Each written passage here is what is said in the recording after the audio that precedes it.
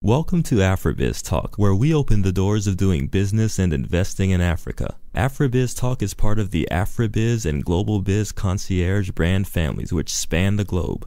To connect with us anytime, visit www.afribiz.info. Now let's tune in to hear the show in progress. Welcome to Afribiz.fm, where we open the doors of doing business and investing in Africa. This is Lori Elliott, your host and chief strategist with Afribiz. Today, we're going to get an opportunity to learn a little bit about being an entrepreneur in Uganda. With us today, we have Derek Kwesiga, and he is the director of Derek Corp in Uganda. How are you doing, Derek?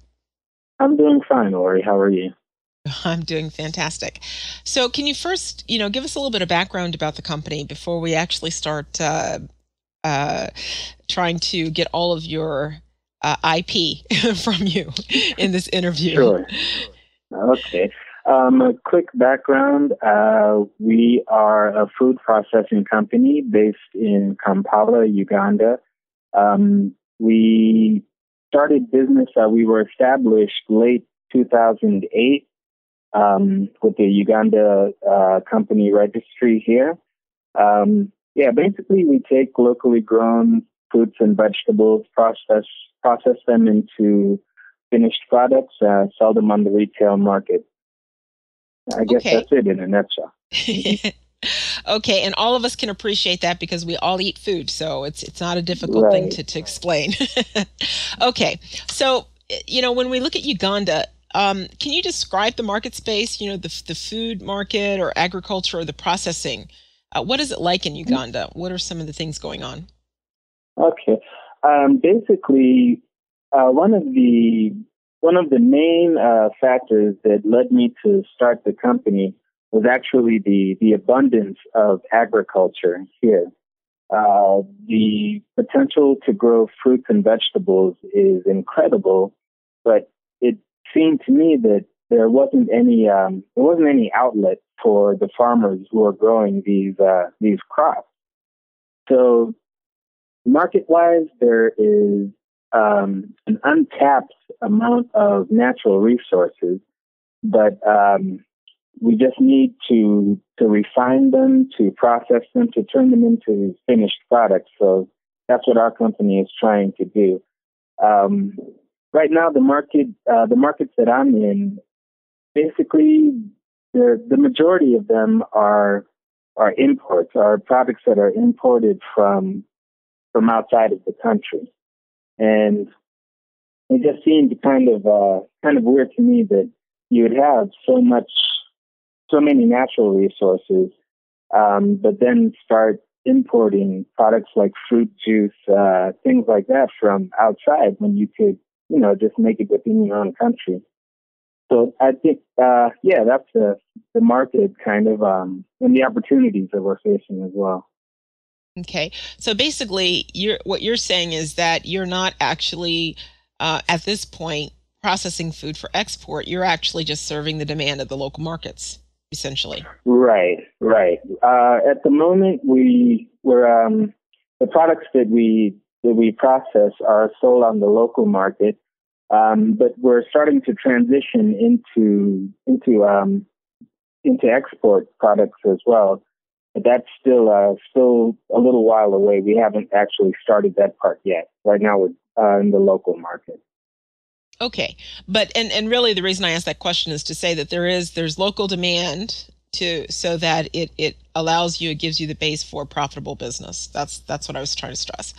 Yeah. Okay, and just now, I came across you because we're working with EMRC. And you were actually one of their Project Incubator Award winners, which is related to innovation. And so, I'm giving you a chance to toot your own horn here. Why do you think you won? Why do you think that you won that award? How did you come out on top? Because I think for people who are entrepreneurs, starting out, for example, they need to kind of have an edge. So what was that edge for you? I think the edge for us was that EMRC recognized our commitment to the local community. When you're starting out a business, especially as an SME, you're trying to keep your costs as low as possible. You have so many things on your mind that a lot of times your immediate community doesn't really factor into some of the decisions that you make business-wise. And for us, that's one of our key factors is making sure that all of the inputs that we use, all of the raw materials, are grown in Uganda. We're trying to keep the value chain within the country. And I think the EMRC, they really recognize that, and they like that fact about us. I mean, it's even built into our mission statement that, so I can't stray from it at all. You know, I have to use Ugandan products. So I think that was one of the big factors that got EMRC's attention was even sometimes if it's a disadvantage to you or you take a little off here or there, we're still completely determined to keep all of our inputs to try to keep the value addition chain in Uganda. Mm-hmm. And I think and we'll look at both sides. Obviously, from the community's perspective, that's great because you're helping to develop the local economies. From the standpoint of creating jobs or more entrepreneurs through farmers and farms. Right. But you're also helping to reduce cost of food as well because you are able to compete against imports, in certain categories if there's direct competition.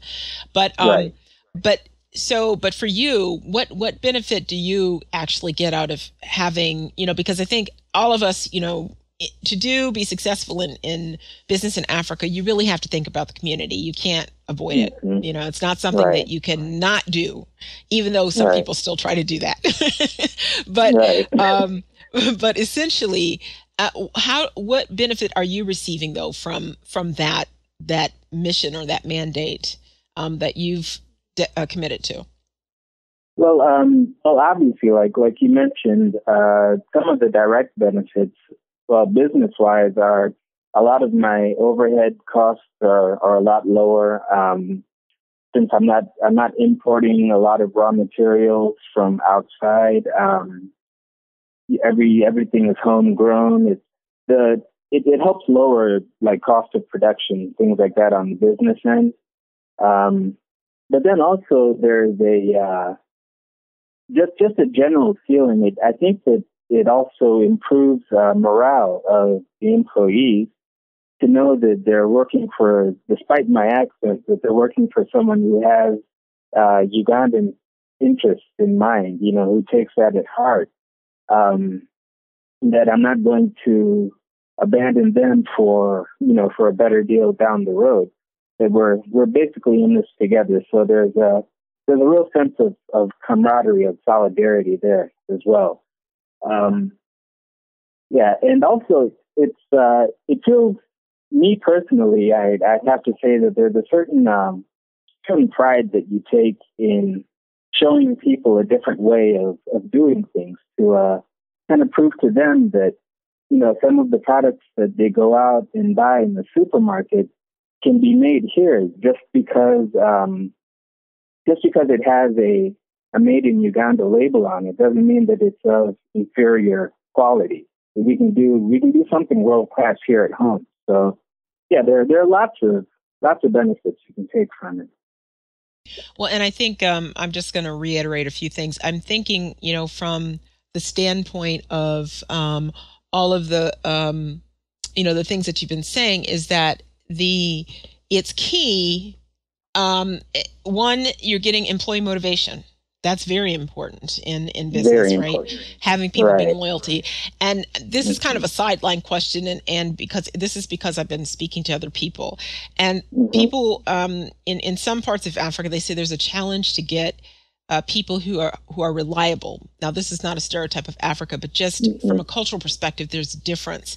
So I'm thinking that because you're motivating them, this is something that they can be proud of. What's been your experience? I'm assuming that you're having some success with your employees, or you still wouldn't be in business. Yeah, we're having a success with it. I think a lot of times there's a stigma that comes with having African employees or workers. It's not deserved at all. I think that a lot of times if your employees take pride in what they do, and it becomes more than just a job to go to in the morning, then you see wonderful outputs from those employees, and it can go as far as saving you money marketing, because you get word of mouth marketing from your own employees. There's so many benefits you can reap from it. You just as long as you're giving the motivation and you're making a product that you can be proud of, the employees are happy to do so. Well, and I'm thinking that's not really a Uganda context. That's anywhere globally. If you're developing a product that they can be proud of and feel, it's obviously people want a good wage, they want the benefits and things like that. But at the same point, I think most people, all of us actually, we're designed to have purpose in our lives. So I think that, it's connecting with the person inside that's very important in what they're doing at work. That's where you get excellence, you get the innovation, you get a lot of the things that are important to keep a business going. And and I'm still an entrepreneur, so I know the same thing, so you have to, those things, people kind of downplay that as a factor in success, I think, still. Even though all of the research and everything. But one of the things that I find is that people, when they're passionate about what they're doing, they're more flexible. They will put the time in, whatever else. And you don't have to drag them to do things, Exactly. So, right. Which then for you, is great, because then you're not, it's like you have extra hands, you don't have to, you don't have to manage them. You don't have to manage them. They manage themselves. They do things to improve the business. Yeah. So my attention can go elsewhere, and I can just be rest assured that the employees are taking pride in what they're doing. So they don't need anyone standing over their shoulder or even reminding them, of anything. They're happy to make a product that they can stand behind. And I love stories like that, because I think that is, and that's also, I think, also leads then to the I don't know if we call it a new style of management, because I think it's been around a while. It's just that more people are starting to do it, but that's very important. And that's kind of a sideline to the whole discussion, but I've just recently come across, several conversations about this. So thank you for your input on that. But getting back to your business model, you are processing. Can you give us a couple of examples of what you're processing? Like right now, the main focus is fresh fruit juice. So we have our product line. We have cocktail juice, which has 6 fruits mixed together into one. Then there's passion fruit juice. There's mango juice. There's pineapple juice. All made fresh, all with no preservatives, just completely natural ingredients. We also process some sauces, like tomato sauce. And then in development, we are working on a line of jams and jellies using the same fruits, but to make sandwich spreads and things of that nature. And I think that so what you're doing is you're creating spin-off products from your main products. So you've spent a lot of time developing the value chain, getting the raw materials, right? The fruits. Right. and vegetables, setting up the processing. So now, even though it's still hard work, you're actually able to leverage instead of like starting from scratch. So I would say that you're in a stage where you can expand, not necessarily geographically, but you're expanding because you're able to leverage what you already have as a base. Right. And even actually one of the biggest developments we have now is we work in collaboration with the Uganda Industrial Research Institute through their business incubation program. So they assist us technically, training, things like that, things of that nature. But we've been able to. The institute itself has put in place an aseptic packaging line for juice. So wow. we're developing. Yeah, it's really, really big for us. So we're developing the juice that we're making now. We're going to, within the next 2-3 months, we're going to start packaging, which would then make it increases the shelf life tremendously. We still don't have to add any preservatives or chemicals to the product, and then we would also be able to start exporting. So yeah, we're on the verge of that as well. So yeah, we're going to be expanding within Uganda and then also reaching out over borders as well soon. So it's really exciting for us. And I think that's a learning tip also for others, because again, I'm kind of comparing how things are in the United States. And again, when people think of Africa, they don't think that there's anything like that. And in the US, they have different, like at universities, they will have capacity building things for like incubators or things like you're talking about. Like here, if someone wants to sell products, they can rent out kitchen space on some, in some industrial centers, right? Instead of having to have their own. They're people who have good food products like specialty foods, but they don't know how to make it so it can be mass produced. So there are places that will teach you how to do that, get the ingredient compounds. And so from your experience, you have the same, there are centers that specialize obviously in different things in Africa that you can tap into when you're trying to do this. So that's a very good example. And again, encouraging from an entrepreneurial perspective, encouraging people to look at those things, because that helps you. It increases your capacity, reduces your cost of trying to do it yourself. And in the long run, then that means that you can move pretty quickly, in terms of expanding yourself. And for you, you've been in business 5 years, and actually it sounds like you've done a lot in that 5 years. Yeah. So, yeah. So, and so those are the types of things that I think are very helpful. Your examples are very helpful to people in thinking about, wherever I am in the cycle of being an entrepreneur, what are the resources I can tap into?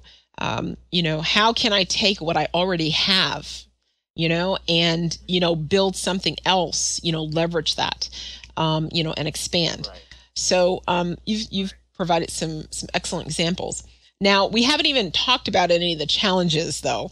So can you can you describe some of the challenges and, how you've overcome them, or, how you're thinking of overcoming them? Okay.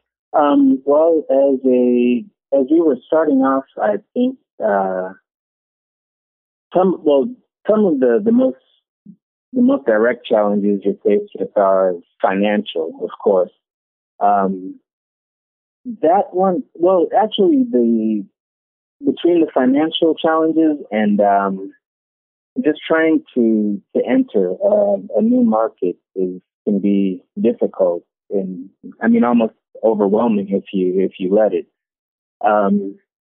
One of I don't want to sound cliche, but the first step is your personal attitude. You have to believe 100% in what you're doing, and that the goals that you set are attainable. Once you you've convinced yourself of that, then you can start trying to convince other people that what you're doing is worthwhile. For us, it was part of overcoming some of the obstacles that we were faced with is keep your eyes open, pay attention to what's around you. I mean, in places like Uganda Research Institute, I mean, they exist, but not so many people know about them because not that many people are actually looking for them. Exactly. Yeah. So if you really pay attention and you keep searching, keep moving, you have to be in a state of perpetual motion always. You'll find answers to whatever specific problems arise in your or come up in your path as you're going. But yeah, for us, a big obstacle, a big challenge was financially. That was we went through that. We got some help through the institute, but then also I realized that I had to kind of scale down my original plans and kind of be flexible, do what the market allows you to do. And then if you're doing the right thing, then growth will happen. So I don't know if that's a good answer. No. Well, actually, that's a very good answer because what it says is oftentimes you have a big plan, because it'll work, like you said, but you have to find a scale that you can start with. And because you can be sitting for 3 to 5 years. Now, you've been in business 3 to 5 years. Someone can actually be sitting on an idea for 3 to 5 years if they don't think about the scale. Where can I start?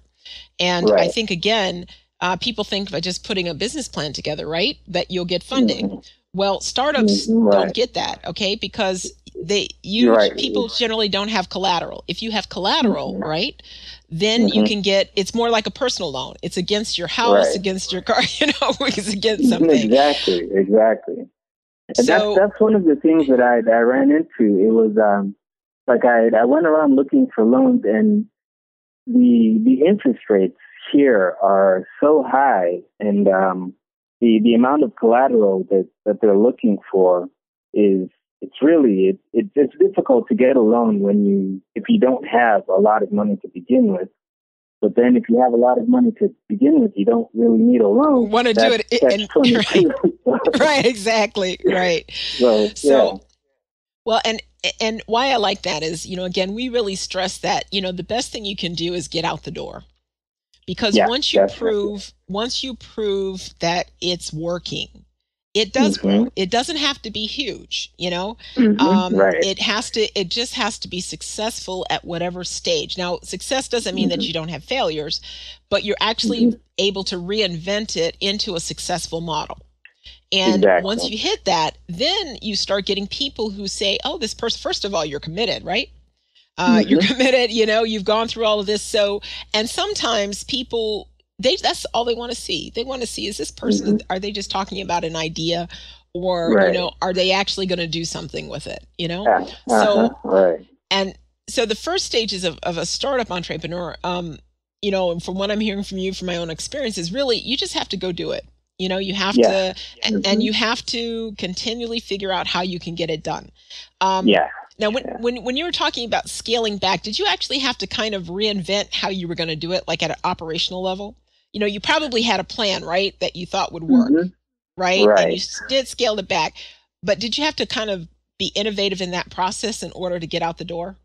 I mean, actually, it was okay. I had a plan in mind, but it was a bit vague. It wasn't extremely specific.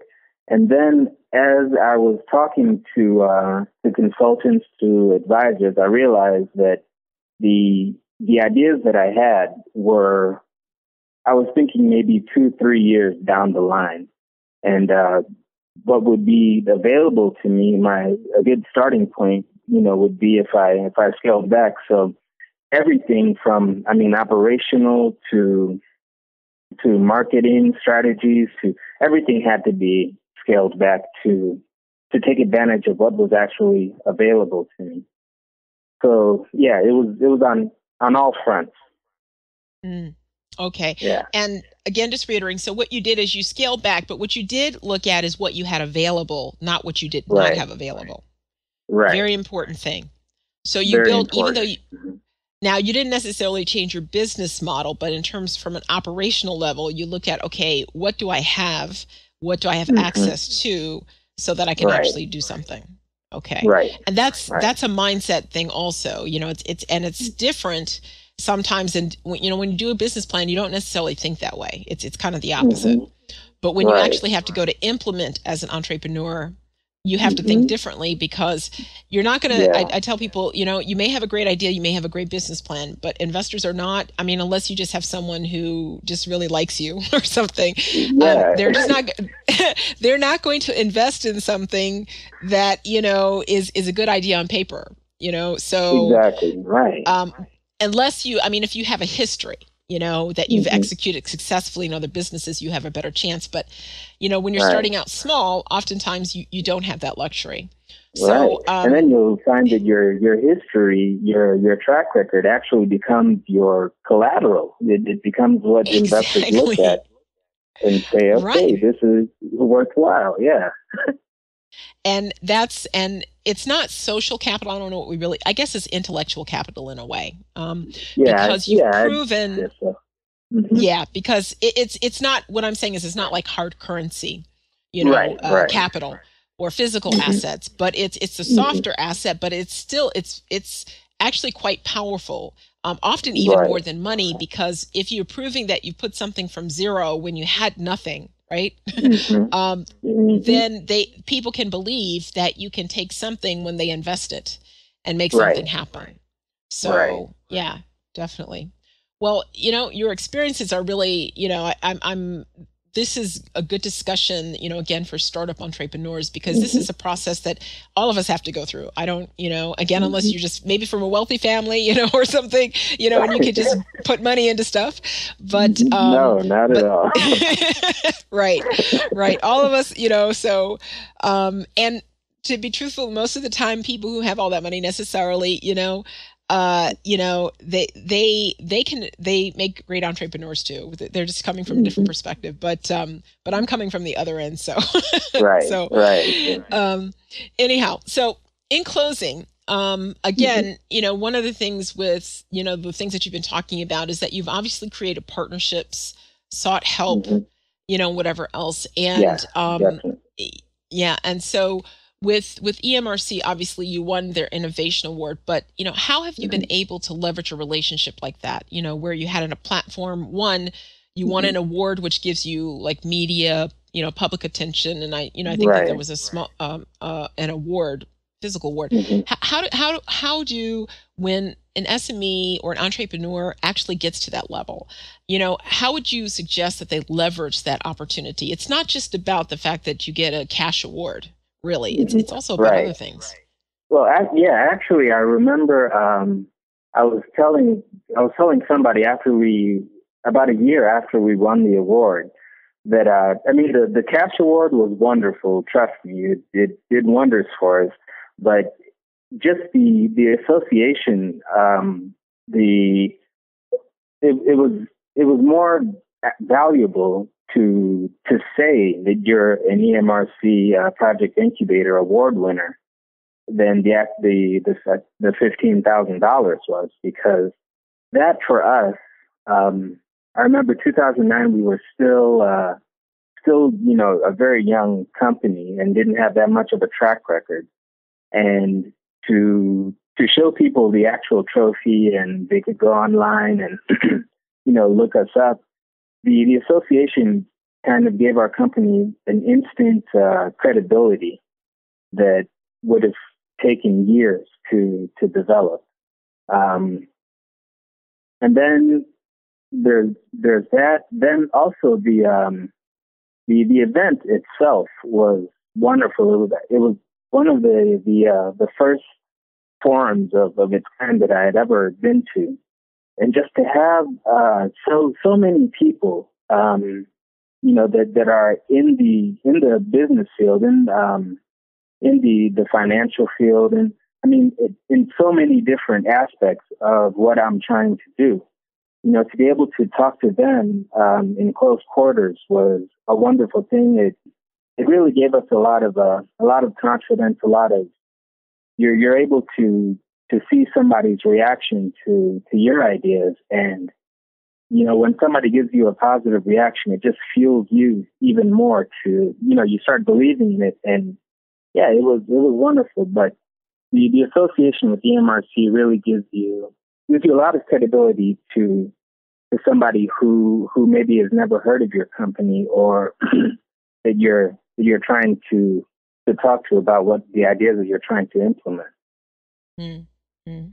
And I think that and again, why I'm kind of emphasizing this is that typically again with startups, the first thing they think about is money. Okay. Yeah. And even though money is very important, it's actually the last thing that you need to consider. And some people always tell me, that's the wrong thing. You should it's the money. But what you're saying is, one, like through EMRC, you get the recognition, you get the credibility, and so then that helps to expand your network. And every business needs an ecosystem to survive, from consumer. To your core operations, to your supply chain, value chain, all of that. And so these types of associations and opportunities are very important. So the same thing, I found that I was telling people, I said, even before, you even go look for investors as a startup, because again, it depends on where you are in your development and all of that. But you really need to begin to network, to build those ecosystems. That you can reach out to and work with. And in your case, you had the opportunity of actually being in a competition and won an award. So that, obviously that gives you an even bigger bonus from that. So, yeah. So, okay, Derek, I've taken a lot of your time, and I just want to thank you for spending time with us today.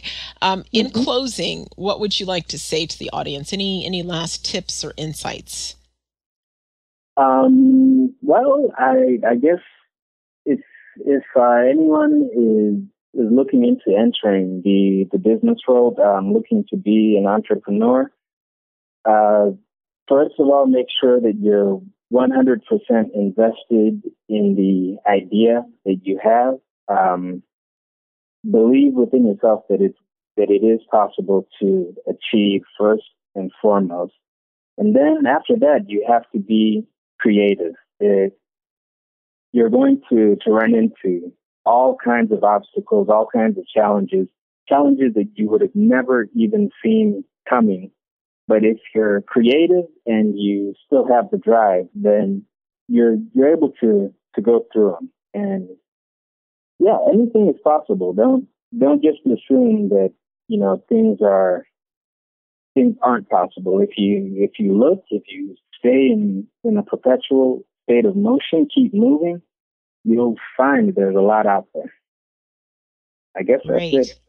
Okay. No, but that's it's all important, believe me. And we all, even though we, some of us have been doing maybe longer than others, you always have to be reminded of those things. So thank you again for your insights, and we wish you the best on your endeavors as your company continues to grow. If people wanted to find out, so if people wanted to find out more about you, how would they connect with your website?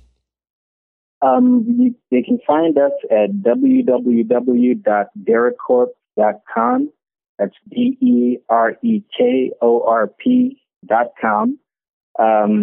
The website right now, I believe it's it's under construction. I'm not sure, but just keep checking for the website.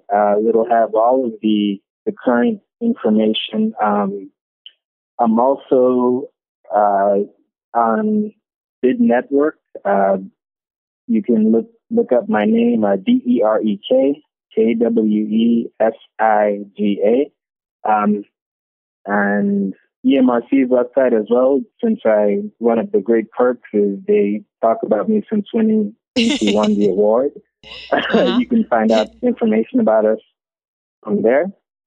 But the website would be able to give you all the information. And then, I'm very, very accessible. So you can call me anytime. I'm willing to talk. That's about it. Okay, great. Well, thanks again, Derek. And I also wanted to thank the audience for joining us today. This is Lori Elliott with Afribiz.fm signing off. That's it for this episode of Afribiz Talk. Join us to continue the conversation at www.afribiz.info.